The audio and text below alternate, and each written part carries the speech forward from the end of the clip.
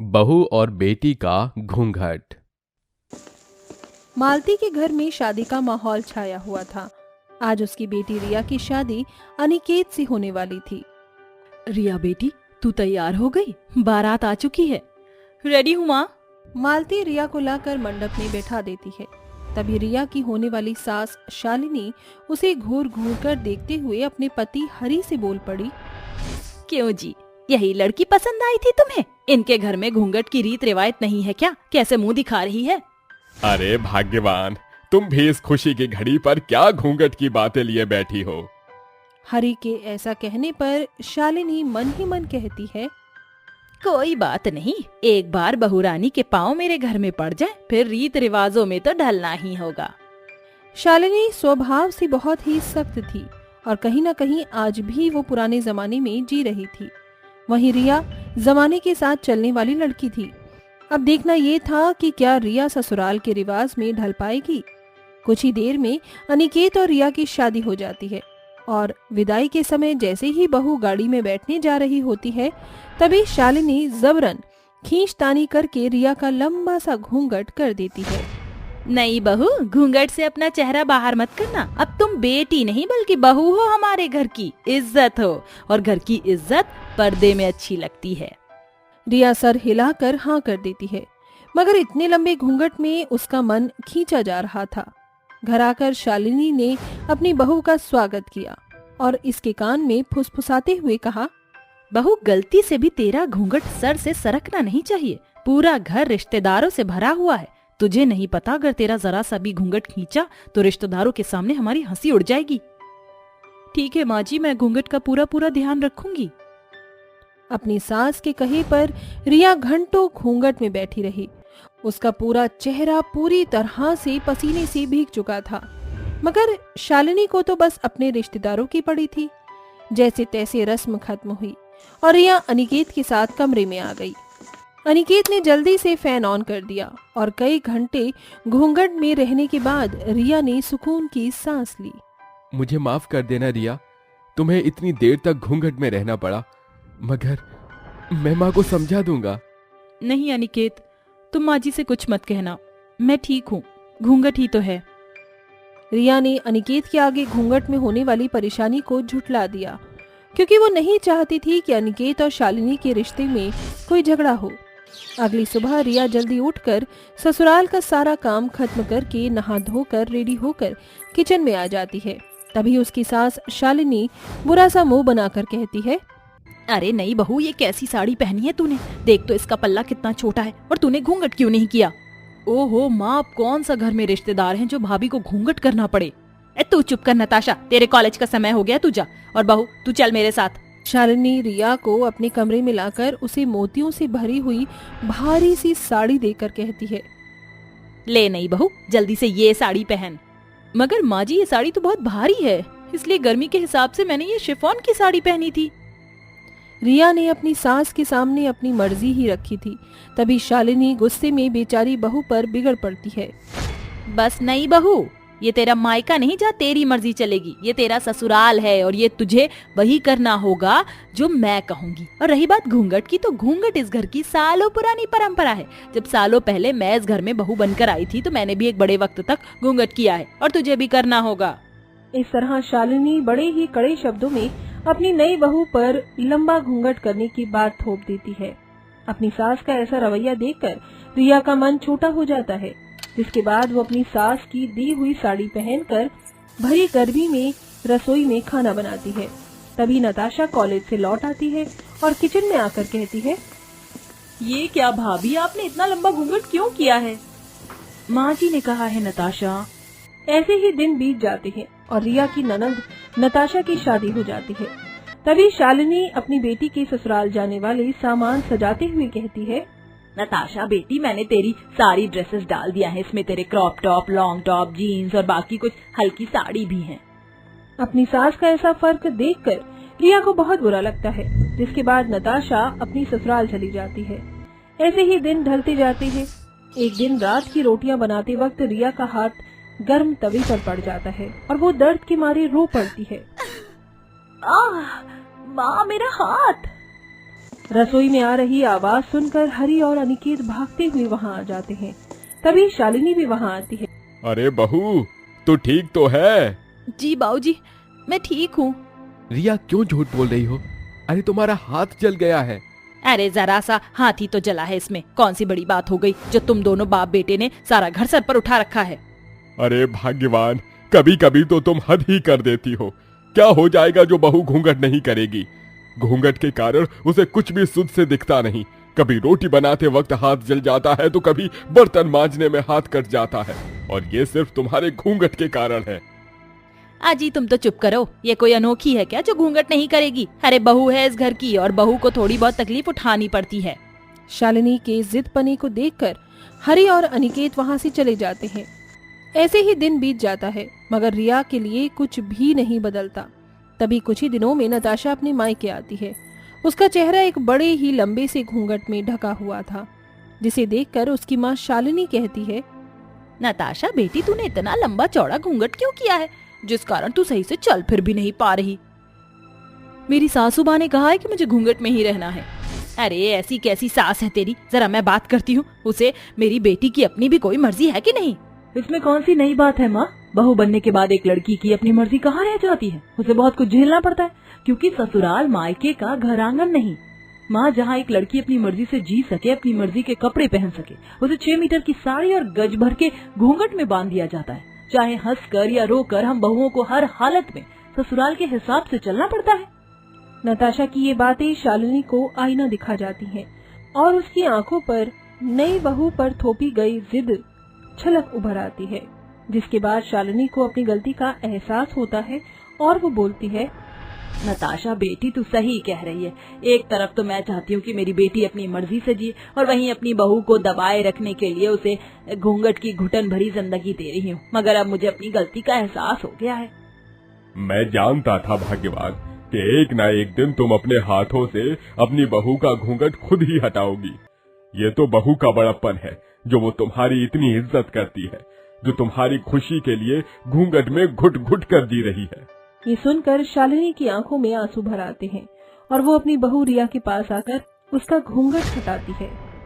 ये क्या माँ जी, आपने मेरा घूंघट क्यों गिरा दिया? अब तुझे घूंघट में रहने की कोई जरूरत नहीं बहू। मुझे समझ आ गया है कि बड़ों की इज्जत दिल से होती है, उसके लिए घूंघट करना ही जरूरी नहीं, बस नजरिया बदलने की जरूरत है। आज से तू भी मेरी बेटी है। अपनी सास की बात सुनकर रिया का बिखरा हुआ मन जुड़ने लगता है। उस दिन के बाद से शालिनी के घर में चाहे कितने भी रिश्तेदार क्यों ना आए, मगर उसने अपनी बहू पर घूंघट करने का बोझ नहीं डाला। साथियों, ये घिसी पिटी रीति रिवाज हमारे ही घरों से शुरू होकर समाज में फैलते हैं, जिस कारण एक लड़की को बहू बनने के बाद बहुत कुछ झेलना पड़ता है, जिस कारण उस लड़की का मन मस्तिष्क डर और चिंताओं में घुलता रहता है। मगर एक बेहतर सोच ही समाज में बदलाव की शुरुआत है। हीरामणि हॉल की साफ सफाई कर रही थी, तभी उसकी बूढ़ी आंखों के आगे बेहोशी छाने लगती है और उसके हाथों से कांच का गुलदस्ता जमीन पर गिरकर टूट जाता है, जिसकी आवाज सुनकर उसकी विदेशी बहू डेजी गुस्से में बाहर आ जाती है। पता नहीं अब क्या थोड़ा इसने। जैसे ही डेजी की नजर कांच के टुकड़ों पर जाती है, वो अपने गरीब सास को मारना शुरू कर देती है। ब्लडी बुढ़िया, तूने आज फिर नया नुकसान कर दिया। जानती है ये वास कितना कीमती था? मैंने इसे पेरिस से पूरे $500 से खरीदा था, और तूने इसे तोड़ दिया। मुझे माफ कर दे बहू, मैंने जानबूझकर नहीं किया। वो मेरे आंखों के आगे अंधेरा छा गया, और फिर पता नहीं ये कैसे ये गुलदस्ता मेरे हाथों से छूटकर टूट गया। हीरामणि के चेहरे पर अजीब सा डर घिरा हुआ था, क्योंकि वो अपनी बहू डेजी से बहुत डरती थी। इसलिए लाचार सास अपनी बहू के अत्याचार से बचने के लिए सफाई पेश कर रही थी। तभी डेजी अपनी सास को गुस्से में घूरते हुए बोलती है, रिलैक्स माय डार्लिंग डियर सासू मॉम, मुझे तुम्हें ठीक करना अच्छे से आता है। आज तुम्हें किचन में नहीं बल्कि आंगन में खाना बनाना है। चलो शुरू हो जाओ, मैं शॉपिंग करने जा रही हूँ। डेजी अपना पर्स उठाकर चली जाती है। वहीं बेचारी बूढ़ी सास धूप भरी गर्मी में चूल्हा फूंक कर आंगन में खाना बनाती है। तभी उसका हाथ जल जाता है और वो दर्द से मचल कर बोलती है, हे राम, मेरा हाथ, हे भगवान, बस अब ये दुख दर्द और बुढ़िया से झेला नहीं जा सकता। ऐसी नर्क जैसी जिंदगी जीने से बढ़िया तो तू मेरी मिट्टी ही उठा ले। ऐसा कहते हुए हीरामणि घंटों तक अपनी बुरी किस्मत पर फूट फूट कर रोती है। ऐसे ही दिन ढल जाता है। तभी किसी के आने की आहट सुनकर जैसे ही वो देखती है तो उसकी पोती एमिलिया अंदर आ रही होती है। उसने फिरोजी रंग का फ्रॉक सूट पहना था जो उसके गोरे चिट्टे रंग पर 4 चांद लगा रहे थे। एमिलिया झुककर अपनी दादी के पांव छूती है और जैसे ही हीरामणि अपनी पोती को देखती है तो उसकी आंखों से आंसू आ जाते हैं। मेरी प्यारी पोती, कितनी बड़ी हो गई है तू। इतने साल बाद तुझे देखा है। मैं आपके लिए ही तो इंडिया आई हूँ माय डियर डैडी माँ। मैंने आपको बहुत याद किया डैडी। हीरामणि अपनी पोती के जाने के पीछे अपने ऊपर हुए दुख को उससे बताती है। तभी उसके पिता राजीव और डेजी हंसते हुए घर में घुसते हैं। काफी अच्छा रेस्टोरेंट था। हाँ, it was too good. Hey Elimia, my gorgeous girl, what a surprise. सासू मॉम, जाओ जाकर एलिमिया के लिए मिल्क शेक लाओ। उसे घर में लग रही होगी। ठीक है बहू, लाती हूँ। हीरामणि मिल्क शेक बनाकर अपनी पोती को देती है। अब ढलते दिनों के साथ एमिलिया की आंखों के सामने हीरामणि की घर में हो रही बुरी हालत बाहर आने लगती है। और एक दिन, माँ, अरे कहाँ हो तुम? मैंने कहा जल्दी यहाँ आ जाओ। क्या हुआ बेटा? माँ तुम अंधी हो गई हो क्या? मेरे सारे के सारे कपड़े गंदे हैं, इसे धोया क्यों नहीं? बेटा, मेरी तबीयत बिगड़ गई थी। मैंने तुम्हारी तबीयत का ठेका ले रखा है क्या? हा? और जाकर ये सारे कपड़े धोकर अभी लेकर आओ। राजीव गंदे कपड़ों की ढेरी अपनी गरीब माँ के मुंह पर मार देता है और हीरामणि भरी गर्मी में घर के बाहर गड़े हैंडपंप के पास कपड़े धोने लगती है। एमिलिया से ये सब देखा नहीं जाता और वो अपनी दादी का हाथ बटाने लगती है। ये देखकर डेजी अपनी सांस पर खौलता हुआ गर्म पानी डाल देती है। माँ बचाओ, मुझे बचाओ। मम्मा ये क्या किया तुमने? वही जो मुझे करना चाहिए था। ब्लडी लेजी बुढ़िया। चली थी मेरी बेटी से काम करवाने। एमिलिया रोते हुए अपनी दादी को अस्पताल लेकर आती है जहां डॉक्टर्स उसका इलाज करते हैं। तभी एमिलिया की आंखों के आगे सालों पहले घटी बुरी यादों की परछाई आ जाती है जहां से इन सारी घटनाओं का जड़ जुड़ा हुआ था। हीरामणि ने अपने बेटे राजीव को अकेले ही पाला पोसा और खूब पढ़ाया लिखाया था। उस गरीब माँ का संसार उस बेटे के चारों ओर ही नाचता था, मगर राजीव अपनी मनमौजियों में अपनी माँ के दुख को देख ही नहीं पाया और लंदन की एक फॉरेनर लड़की को फंसाकर उससे शादी करके लेकर आ गया। हीरामणि ने बिना कोई सवाल उठाए डेजी को बहू मान लिया क्योंकि एक माँ हर हाल में अपने बच्चे को खुश देखना चाहती है। शादी के पहले दिन से ही डेजी ने अपनी गरीब सास को अपने इशारों पर नौकरों की तरह नचाना शुरू कर दिया। सासू मॉम, कहाँ हो तुम? क्या हुआ डेजी बहू? मुझे भूख लगी है, जल्दी से मेरे लिए कुछ बना दो ना। ठीक है बहू, अभी बना देती हूँ। हीरामणि इस इंतजार में अपनी विदेशी मॉडर्न बहू की मनमानियों को अनदेखा कर रही थी कि एक न एक दिन वो घर में ढल ही जाएगी। दिन बीतते गए और डेजी ने एमिलिया को जन्म दिया। एमिलिया ने माँ से ज्यादा दादी का प्यार पाया, इसलिए वो हीरामणि के साथ घुल गई थी।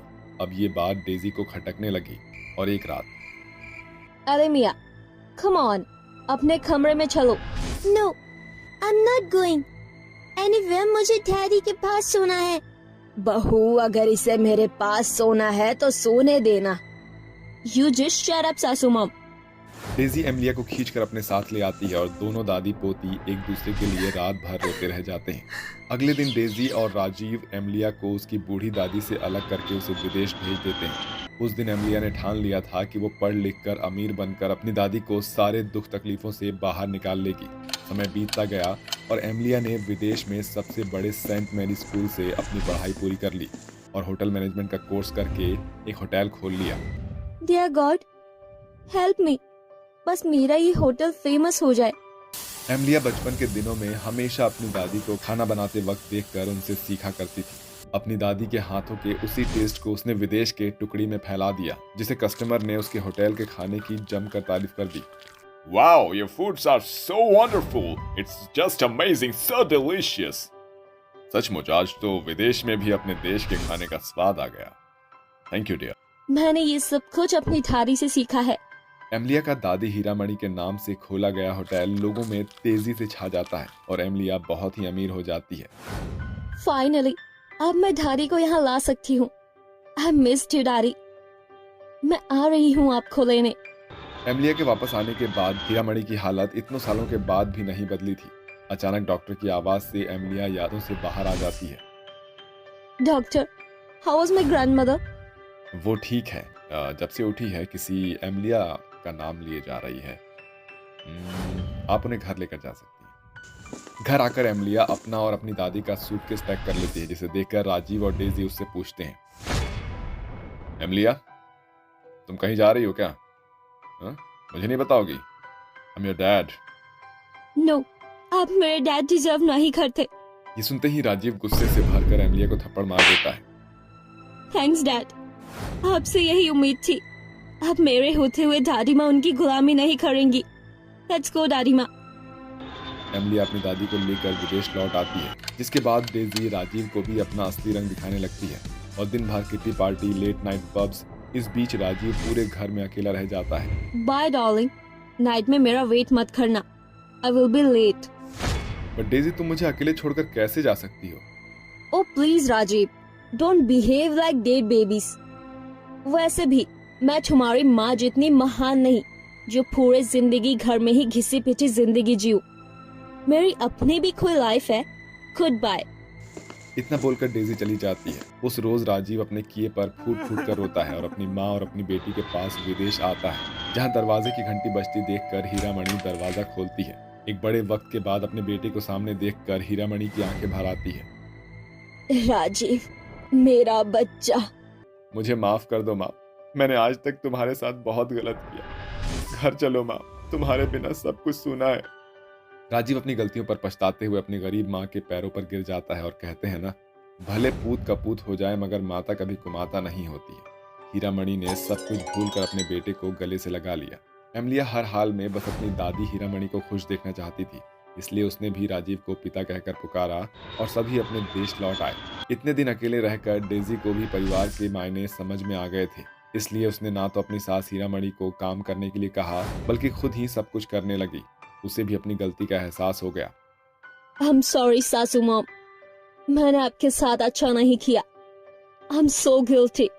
बस डेजी बहू, चुप हो जा, तेरी कोई गलती नहीं, क्योंकि किस्मत में जो लिखा होता है उसे हर हाल में झेलना ही पड़ता है।